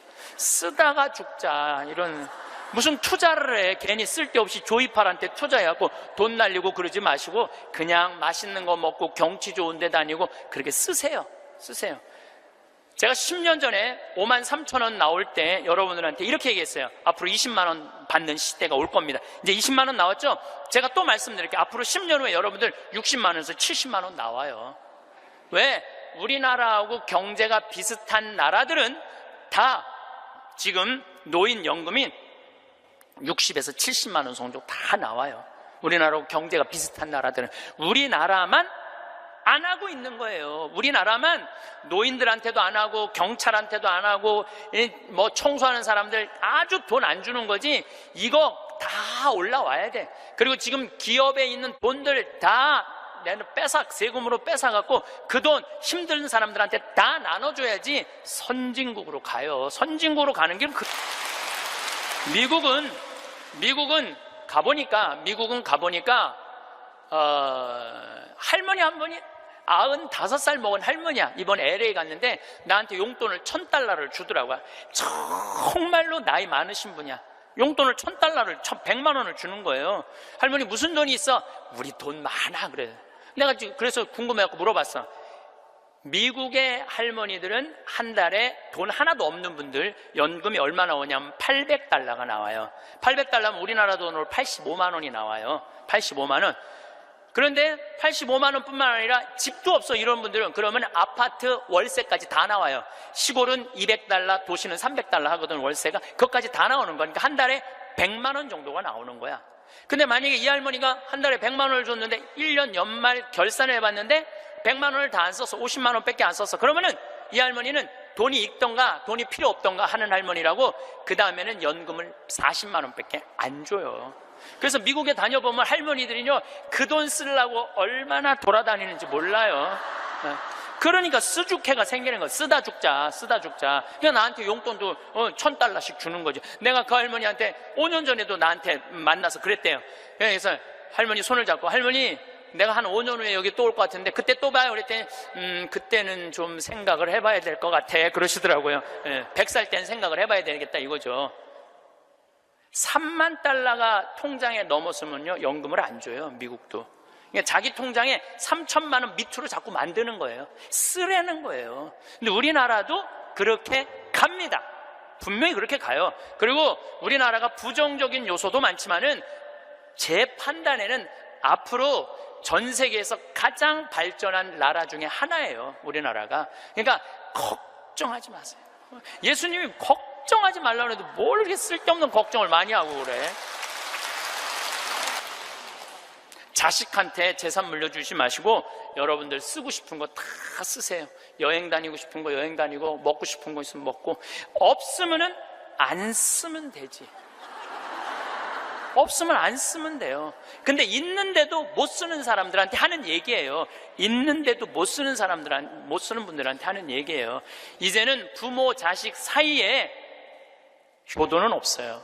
아까도 말씀드렸지만 사랑밖에 없어요. 사랑만 남는 거예요. 부모 자식이 어렸을 때 얼마나 사랑했느냐 사랑하지 않느냐에 따라서 늙어서 자식이 찾아오느냐 찾아오지 않느냐가 결정되는 거예요. 나는 우리 어머니 아버지를 참 잘 만났어요. 참 좋은 어머니 좋은 아버지. 그 중에 어머니보다는 아버지를 잘 만난 것 같아요. 아버지를 뭐 어머니도 좋지만 아버지는 그거보다 훨씬 좋아요. 훨씬. 난 어렸을 때 아버지하고 매일 미꾸라지 잡으러 다니고 메뚜기 잡으러 다니고 도토리 밤 주스러 다녔던 기억이 참 많아요. 그리고 시험만 우리는 시험 못 봤다고 혼났던 적이 한 번도 없어. 그런데 어쨌든 시험만 끝나면 아버지가 짜장면을 사서 초등학교 때 우리는 항상 나는 한 달에 한 번은 아버지하고 짜장면을 먹으러 갔어요. 내가 2년 전에 우리 형이 둘이거든요. 형들한테 이제 무슨 같이 놀면서 나 어렸을 때 아버지가 시험 끝나면 꼭 짜장면을 사줬어. 나 막내라 그렇게 사줬는 것 같아. 그랬더니 형들이 그러는 거예요. 너도 먹었냐? 우리도 시험 끝나면 꼭 먹었는데? 그러더라고요. 생각해보니까 열받더라고요. 나는 한 달에 한 번 먹고 아버지는 한 달에 3번씩이나 먹었던가 생각을 해보니까. 그러니까 어렸을 때 미꾸라지도 어떻게 잡았느냐면은 논에 보면 웅덩이 있죠? 옆에 거기 물 다 퍼내. 아버지하고 바가지로 다 보내면 그 진흙 안에 미꾸라지 많어. 그럼 그거 탁 잡아다 그 잡는 그 느낌이 얼마나 좋은지 몰라요. 미꾸라지가 진흙을 딱 잡으면 미꾸라지가 꾸물쭉꾸물쭉하고 막 생기는 거 있잖아요. 우렁도 있고. 참 행복한 시절 보냈어요. 그러니까 이제 아버지를 생각하면은 참 마음이 따뜻해요. 아버지를 생각하면. 근데 중학교 3학년 때 내가 옥상에서 밤에 담배를 피고 있는데 어험 소리가 들리더라고. 어험 소리가. 고개를 돌려보니까 아버지 뒷모습이야. 아버지가 내 담배 피는 걸 보고 내려가신 거예요. 너무 미안하더라고요. 왜냐하면 나는 손찌검 한번 하신 적 없는 아버지인데 그 좋은 아버지한테 담배 피는 모습을 중학교 3학년 아들이 보였으니 얼마나 미안해요. 그냥 아버지 쳐다보기가 정말로 얼굴을 들을 수가 없었어요. 근데 아버지가 하루가 지나도 말이 없고 이틀이 지나도 말이 없는 거야. 일주일이 지났는데도 말이 없으신 거예요. 그래서 난 이렇게 생각했어요. 깜깜해서 못 보셨나 보다. 이렇게 생각을 했어요. 근데 2주일이 됐는데 2주일째 누나가 나를 부르는 거예요. 막내야. 항상 저를 막내라고 부르거든요. 우리 집에서는. 막내야, 얘기 좀 하자. 그래, 얘기해. 그랬더니 너 담배 피니? 그러더라고요. 나 담배 펴. 왜냐면 그때 제가 중학교 2학년, 3학년, 고등학교 1학년 거의 3년을 학교를 거의 안 다녔거든요. 뭐 여러 가지 몸이 안 좋아갖고 뭐 학교 안 다니니까 할 일이 뭐가 있어. 맨날 그냥 담배나 피고 앉아 있는 거죠. 학교 다니면 담배 필 시간 없지만 학교 안 다니니까 담배 필 시간이 얼마나 많아요. 맨날 담배나 피고 있는데 너 담배 피니? 그래서 나 담배 펴. 그랬더니 아버지가 나한테 얘기하더라. 너 건강도 안 좋은데 담배 끊었으면 좋겠다고. 그러니까 우리 아버지는 아들한테 이 얘기를 하고 싶은데 직접적으로 말하면은 서로 간에 충격이 있을 것 같은 생각을 하신 거예요. 그러니까 나하고 제일 친한 누나한테 얘기를 한 거죠. 그래서 아주 정중한 나한테 부탁을 해 오신 거죠. 그때 내가 받은 아버지에 대한 감동은요, 이거는 지금도 나는 아버지가 세상에서 제일 커요. 아버지가 세상에서 제일 큰 분이에요. 내 인생에 있어서. 그러니까 지금도 한 달에 한 번 아버지를 안 보면은 내가 못 견뎌요. 보고 싶어. 막 보고 싶어요. 그래서 나는 요즘은 뭐 11월, 12월 내 시간이 하나도 없어요. 아버지 만나러 갈 시간이 없어. 그래도 내일은 내가 수원에 강의가 있거든요. 우리 집이 수원이니까 내가 아침에 나오면서 전화했어요. 아버지 같이 밥 먹자고. 그러니까 아버지하고 밥을 먹고 아버지를 쳐다보고 있으면 내가 행복해. 우리 아버지는 나이가 85살이에요. 나는 해가 가면 갈수록 아버지가 더 좋아요. 해가 가면 갈수록. 나 시간 남은 수원 가서 여자 안 만나요. 아버지 만나지. 근데 아버지가 지난 10월 달에 우리 생태마을에 오셔서 산에 가셔서 산삼을 2뿌리를 캐갖고 오셨어요. 아들 준다고, 나 준다고 2뿌리를 캐갖고 오셨어요. 그런데 그런 거조차도 나는 오랫동안 기억에 남을 거예요. 우리 아버지는 지금 산에 가갖고 바위 틈에 그 꽃을 산삼 잎을 보셔갖고 그걸 캐갖고 이 손마디보다 약간 두꺼운 걸 2개를 캐갖고 오셨는데, 지금도 나는 아버지가 90살이 되든 95살이 되든 100살이 되든 아버지를 보고 싶은 마음은 변함이 없을 거라고 생각을 해요. 아버지를 보고 싶은 마음은. 왜냐하면 너무너무 사랑하니까. 앞으로는 여러분들 앞으로 펼쳐질 세상에 여러분들 자식한테 효도해라, 나 찾아와라 이런다고 자식이 찾아올 것 같아. 지금 부모 안 찾아가는 자식이 650만 명 중에 125만 명이 부모 안 찾아가요. 추억이 있어야지. 먹고 마시고 놀았던 기억이 있어야지. 늙은 아버지하고 먹고 마시고 노는 거예요. 성서 잘 묵상해 보세요. 내가 이거 첫째 시간, 이게 6강인데 첫째 시간에 먹고 마시고 노는 일이 얼마나 중요한지 아주 잘 설명을 해놨어요. 여러분들 그걸 한번 보세요. 예수님이야말로 우리를 진정으로 사랑하는 우리 진정한 왕이야. 정말 왕이 백성이랑 먹고 마시고 놀잖아요. 그럼 백성의 속마음을 다 알아요. 백성을 위로할 수 있는 거예요. 그러니까 우리의 왕이야말로, 요즘 대림절 지내시죠? 우리의 왕이야말로 진정한 왕이에요. 우리랑 먹고 마시고 노니까. 왕이 나하고 먹고 마시고 놀면 여러분 가슴 설레지 않아요? 우리나라 지금 임금이, 우리나라 지금 대통령이 백성들하고 여러분들하고 매일 먹고 먹고 마시고 놀면서 여러분들 속사정 이해해 준다 그러면은 그 대통령한테 목숨 바칠 것 같아, 안 바칠 것 같아? 대통령이 나하고 지금 청와대에서 와갖고 여러분들하고 여기 명동에서 같이 매일 먹고 마시고 놀면 목숨 바칠 것 같아, 안 바칠 것 같아요? 바치죠? 예수님한테 왜 목숨을, 여러분 예수님한테 목숨 바치는 분들이죠? 우리의 임금이야말로 진정한 킹 오브 킹, 왕 중의 왕이다. 저는 요즘 이 먹고 마시고 노는 거 묵상하면서 예수님을 더 사랑하게 됐어요. 참 좋으신 분이에요. 해리 리버맨이라는 할아버지가 있어요. 이 할아버지는 나이가 몇 살이냐면은 104살에 돌아가셨어요. 미국, 원래는 유태인이야. 폴란드에서 너무너무 가난하게 살다가 어디로 갔느냐면은 미국으로 이민을 갔어. 가갖고 뭐 정말 일을 많이 했어. 제조업도 하고. 근데 이제 77살에 은퇴를 했어요. 돈도 많이 벌고. 그래갖고 이제 미국에도 노인정이 있어요. 매일 노인정에 가갖고 할 일이 없으니까 맨날 체스를 뒀어요. 근데 81살에 같이 체스 두던 친구가 아파갖고 안 나왔어. 안 나와갖고 하루 종일 멍 때리고 있는데 거기에 자원봉사자가 할아버지 친구 안 나왔다고 하루 종일 가만히 앉아있지 말고 옆에 화실이 있는데 그 화실에 가서 그림 좀 공부 좀 해보고 그림 좀 그려보라고 그럽니다. 그랬더니 이 할아버지가 이런 말을 해요. 나는 태어나서 지금까지 단 한 번도 붓을 잡은 적이 없다. 먹고 살기 바쁜데 무슨 붓을 그리냐. 물감이 어떻게 생겼는지도 모르고 도화지, 캔버스가 어떻게 생겼는지도 모른다. 근데 내가 무슨 그림을 그리냐, 이 81살 나이에. 그래도 할아버지 한번 가서 구경이나 해보시라고. 그래서 할아버지를 살살 꼬셔서 화실에 갔어요. 근데 이 할아버지가 화실에 가서 붓을 보고 물감을 보고 캔버스를 보는 순간 어떤 생각이 들었느냐면은 어렸을 때 폴란드의 그 아름다운 경치를 그리고 싶었던 거야. 그래서 붓을 들어 그림을 그리기 시작을 했어요. 근데 이 할아버지가 색깔을 조합하고 그림을 그리는데 프랑스의 샤갈이라는 화가보다도 그림을 더 잘 그리는 거야. 그래서 이 할아버지 별명이 미국의 샤갈이에요. 그래서 이 할아버지가 뭐 배울 것도 없어. 기본적인 몇 가지만 하고부터 전시회를 했는데 101살까지 전시회를 해요. 근데 101살까지 전시회를 하는데 나이 먹으면 보통 전시회하면은 동네에서 그런 식으로 하잖아요. 근데 이 할아버지는 그런 전시회가 아니야.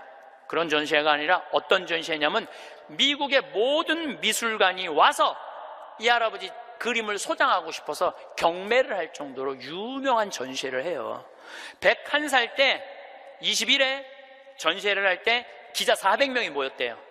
기자들이 물어봤대요. 할아버지한테, 할아버지 어떻게 이렇게 20일에 걸쳐서 이 세계적인 그림을 그릴 수 있느냐고. 할아버지 대단하다고.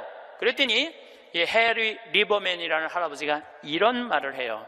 나는 내 그림이 유명한지 안 유명한지 난 잘 모르겠다. 근데 나는 81살부터 101살까지 내 인생은 가장 찬란하고 가장 행복했다. 내가 이렇게 그림을 그리면서 내 101살까지 살 수 있었던 것은 내 인생의 최대의 축복이다. 그리고 이 할아버지는 104살에 세상을 떠나세요. 여기 계신 모든 분들 지금 안에 재능이 있을 것 같아요, 없을 것 같아요? 재능이 있어요. 지금 60, 70, 80 되신 분들도 재능이 다 있으세요. 오늘 아침에 잠깐 보니까 할머니들이 시집도 냈던데, 이 한글 배워갖고 시집도 냈어요. 그런데 참 내가 보기에는 그분들 대단한 분들이에요. 뭔가를 나이를 먹어도 77살에 시금치네라는 시를 썼는데 참 멋있더라고요. 여기 계신 여러분들도 지금 안에 다 있어요. 다 있으니까 난 다 살았다, 죽을 날만 기다린다, 제발 이러지 마세요. 또 나중에 할 생각도 하지 말고 언제 해? 지금 하세요. 지금 책도 사서 읽고 글도 쓰고. 저는 문인 등단하고 이번엔 펜팔 회원이 됐어요. 글 쓰는 펜팔 회원이 됐어요. 너무너무 재밌어요. 글 쓴다는 게. 그 펜팔, 내 국제 펜팔 회원이 된 이유는 그 펜팔 회에는 되게 노벨상 받은 사람을 초대해서 강의를 들어요. 그런 강의를 듣고 싶어서 내가 회원 거기 심사에 해갖고 통과가 돼갖고 했는데, 정말 저도 나이를 먹었고 글 공부를 하면서 하루하루가 너무너무 신이 나는 거예요. 여러분들도 사는 것처럼 사세요. 제발 자식들한테 전화하고 그러지 말고, 그것도 110살에 전화해갖고 너 왜 나 안 찾아오냐 이러지 마시고 여러분들의 인생을 사시기를 바라겠습니다. 마침 기도로 제가 자식들하고도 가장 중요한 건 사랑입니다. 사랑에 관련된 성서 구절로 마침 기도를 바치겠습니다. 성부와 성자와 성령의 이름으로 내가 인간의 여러 언어와 천사의 언어로 말한다 하여도 나에게 사랑이 없으면 나는 요란한 징이나 소란한 꽹가리에 지나지 않습니다. 내가 예언하는 능력이 있고 모든 신비와 지식을 깨닫고 산을 옮길 수 있는 큰 믿음이 있다 하여도 나에게 사랑이 없으면 나는 아무것도 아닙니다. 내가 모든 재산을 나누어 주고 내 몸까지 자랑스레 넘겨준다 하여도 나에게 사랑이 없으면 나에게는 아무 소용이 없습니다. 사랑은 참고 기다립니다. 사랑은 친절합니다. 사랑은 시기하지 않고 뽐내지 않으며 교만하지 않습니다. 사랑은 무례하지 않고 자기 이익을 추구하지 않으며 성을 내지 않고 앙심을 품지 않습니다. 사랑은 모든 것을 덮어주고 모든 것을 믿으며 모든 것을 바라고 모든 것을 견디어 냅니다. 영광이 성부와 성자와 성령께, 성부와 성자와 성령의 이름으로 아멘. 감사합니다.